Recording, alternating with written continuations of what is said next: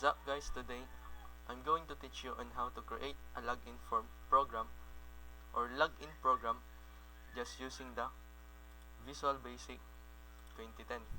So, search lang po natin sa search. Pag na-appear na po itong screen na to, just click new project and palitan po natin ng pangalan. Since login program ang gagawin natin, palitan po natin ng login form program. Click OK. And kapag nag-appear na po yan, umpisa na po natin ang ating paggawa ng design sa portion na ito. Pwede po nating palakihin according to our own preference. And then, gagamitin po natin itong toolbox to create our own designs. So, lahat po ng tools na kakailanganin natin ay nandyan upang makapag-create ng design. So, first and foremost, the label. Papalitan po natin ng text. Nandito po sa part na to yung pag-e-edit ng text or name o kaya sizes, username. At para hindi na po tayo mag-create ng panibagong label, para mas mabilis, kinapi ko na lang po ito at palitan ko na lang po ng panibagong text password. Then next is to create a text box. Nandito rin po siya sa toolbox. Nandyan po lahat. At huwag po natin kalilimutan na i-click po itong yan at multiline para po may resize natin kung gaano kalaki yung gusto natin dito. Then just copy paste it para magka-size silang dalawa. Yan. Palitan po natin ang name ng text box, username field since username naman yan para sa pang username, and then sa kabila naman password field.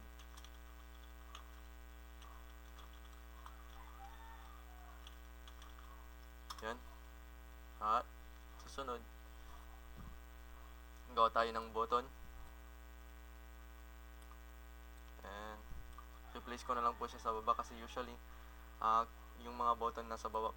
Though pwede po nating ilagay sa taas, pero para sa akin lang, mas maganda na ilagay natin dito sa part na to.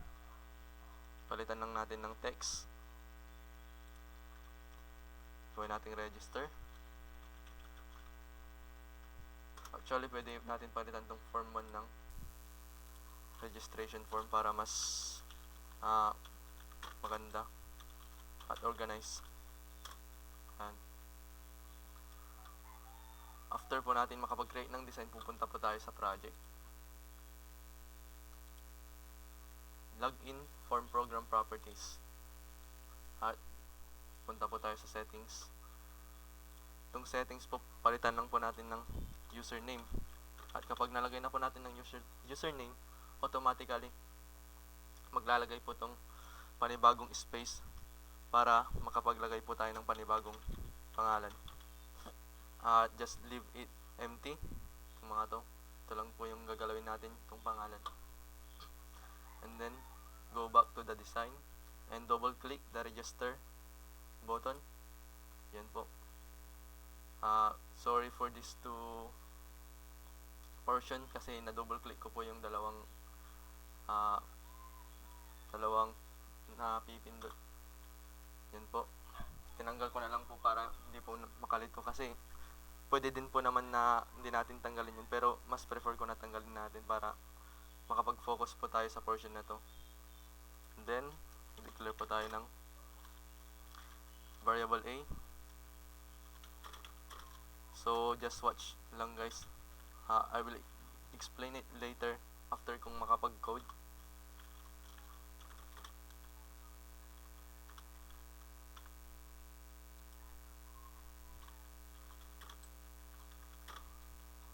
Yan po, gagamit na po tayo ng if and else statement po for this particular program.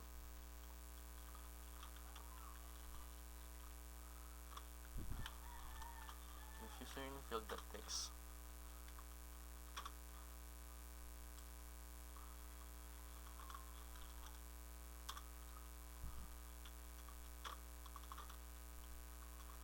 So mamaya ko na lang explain guys, para sabay-sabay na lang.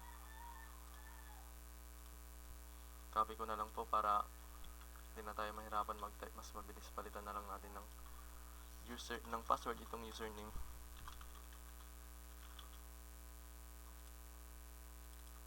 Yan.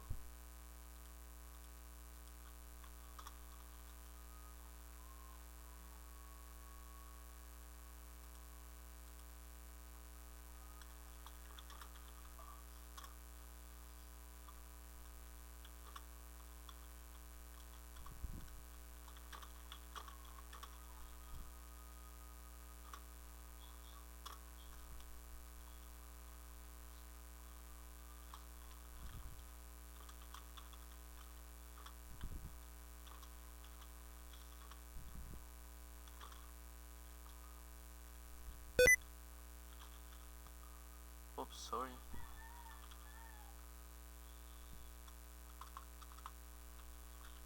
Sorry guys.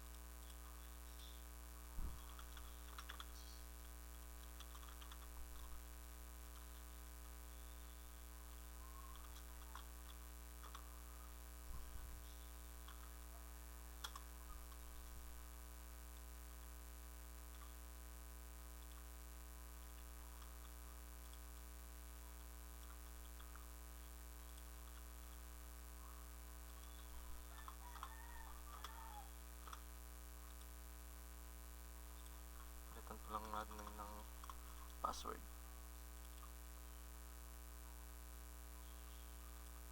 Ng password.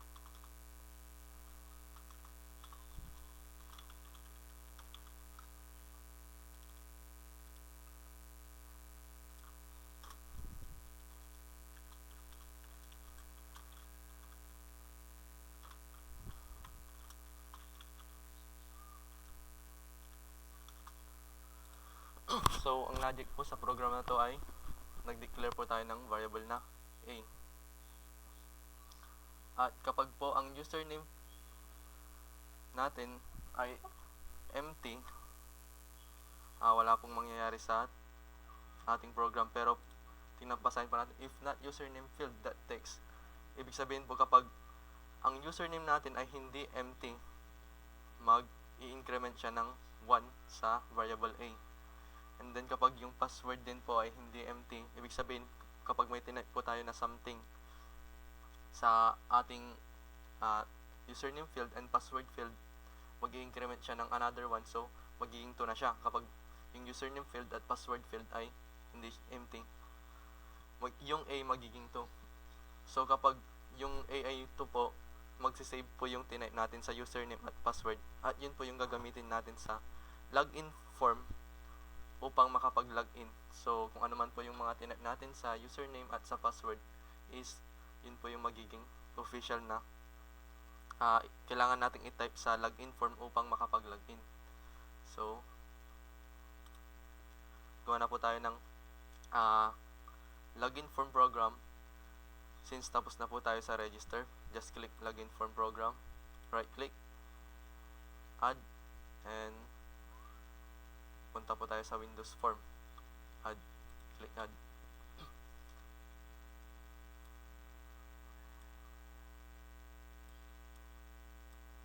Katulad po ng ginawa natin kanina, gawa ulit ng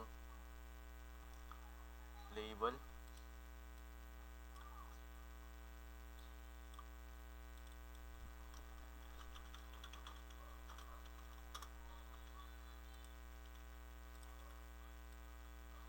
oops, sorry, double click ko ulit. So ingat kayo guys kapag gumagawa kayo ng ganitong program kasi bawal ma-double click. Pupunta siya kaagad sa sa coding.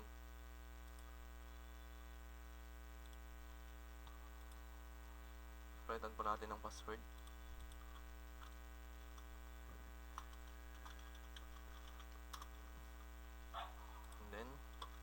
another text box. Again, multi-line para ma-achieve natin yung prefer size ng ng text box. At palitan na rin natin ang pangalan. Kung kanina guys, username field yung pinangalan natin, pangalanan naman po natin to ng username field text field. Importante po ito na palitan ng pangalan natin na dapat related sa ginagawa nating program para madali po nating matandan at hindi po tayo malito. Kaya since password portion po itong pinapangalanan natin, kailangan password text field na lang para hindi na po tayo lumayo. Enter and create another button. Sorry, double click. Ngayon lagay naman po natin ng at guys, palitan na po natin tong form to ng login form para mas malinaw. Yan. Wow. Ngayon tapos na po natin tong design ng login form natin. Just double click this button, login button, and para hindi nakakalito, tanggalin ko yung dalawa na naklik ko. Gawin na naman po natin tong logic na ginawa natin kanina. Declare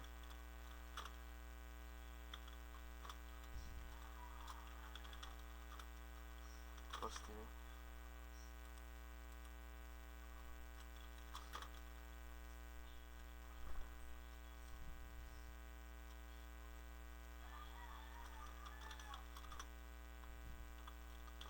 So, kailangan po yung pinangalan nating username text field dapat may dot text sa huli kasi it represents that it is a text box po.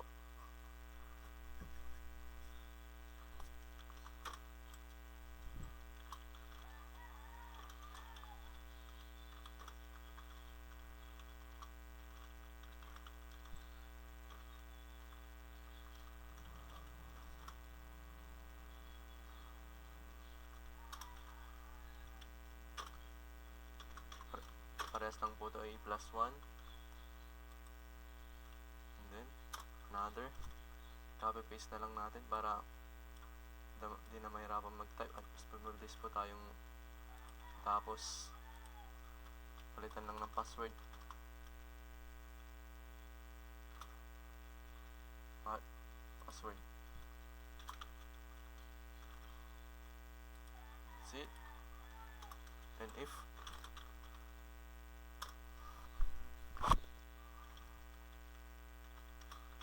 and katulad ng ginawa natin kanina, kapag yung a ay equals to 2, ito pa ang mangyayari. Maglagay po tayo ng message box. So, lagay po natin ng login successfully.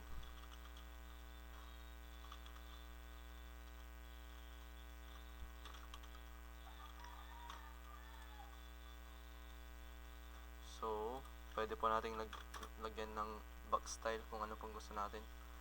And most probably, information is the most fitted or mas maganda na ilagay. And then, kung may if, syempre, may else.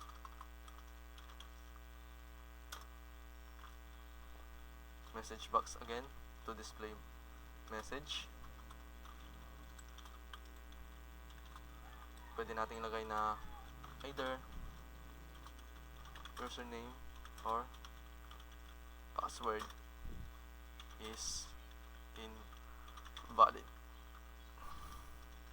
Lagyan natin ng box style na exclamation. Wow, almost done na po tayo. So, ang mangyayari po dito kapag yung username mo na sinave mo sa register form ay parehas sa tinype mo sa login form, mag-i-increment po siya ng 1 sa A.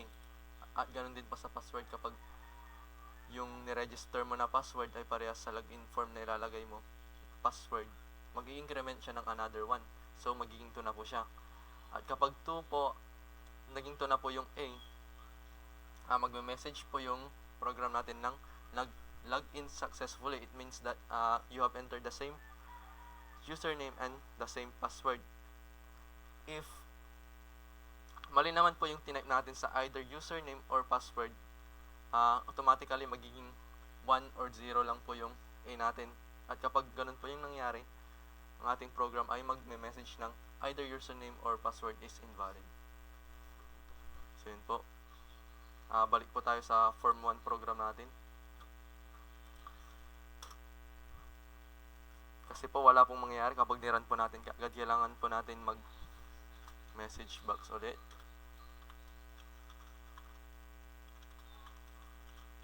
Registration completed.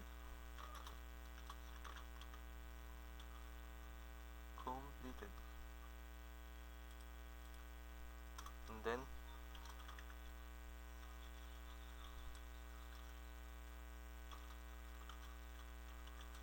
show. Kapag okay na po ang lahat, nakapag-save na, mag-show po yung form 2, kaya nilagay ko ng form2.show. Yun lang po ang program or yung code niyan. Oops, may error po, sorry. Kulang pala ng parenthesis dito, close parenthesis, and then now there's another error. Why? Sorry guys, nasa labas pala yung code natin. Yan, finally, let us test our program. Mark Daniel, yun po yung pangalan ko. At lagyan po natin ng password na hotdog. Register, registration completed. Click the OK button. Oops, uy, yun. Ngayon, i-type natin yung na nilagay natin sa registration form, Mark Daniel and hotdog. Login natin. Wow, since tama po yung nilagay natin sa username and password, mag-a-appear po yung login successfully. But kapag mali, kahit isang letter lang na pagkakamalian o may nadagdag or may napindot ka, ito po yung lalabas. Either username or password is invalid. And stop the program. Stop na po natin yung program.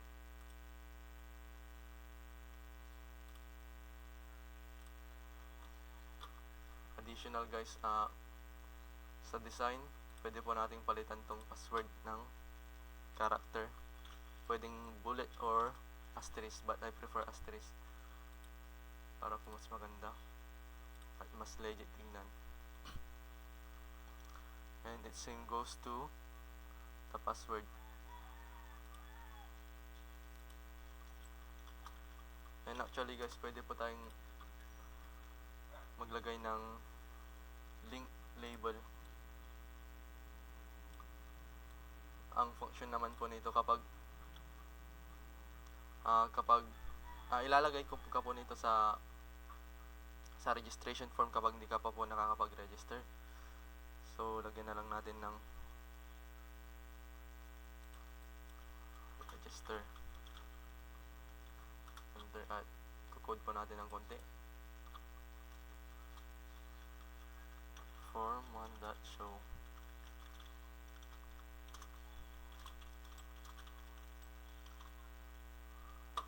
And then ayusin lang po natin punta tayo sa project, login form program, sa application at start up form. Palitan po natin ng form 2 para kapag nirun po natin yung program natin, ang unang mag-appear is yung form 2. Let's try again, one more time. Yan, nandito makikita po natin na nasa login form po tayo kaagad. Since hindi pa tayo nakakapag-register, we have to click the register link list. And it's time to register again. Panibagong pangalan naman. Lagyan natin Engelbert. lagay natin sa password na Pogi. Register. Station completed. Try natin. Engelbert. Password Pogi. Login. Wow. Tinanggap niya po yung Engelbert Pogi. So, okay. If nilagay pa natin ng pangit, syempre ayaw niya kasi si Pogi si Sir Engelbert.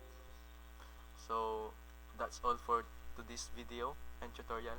And I hope that you learn from this particular video. Thank you po.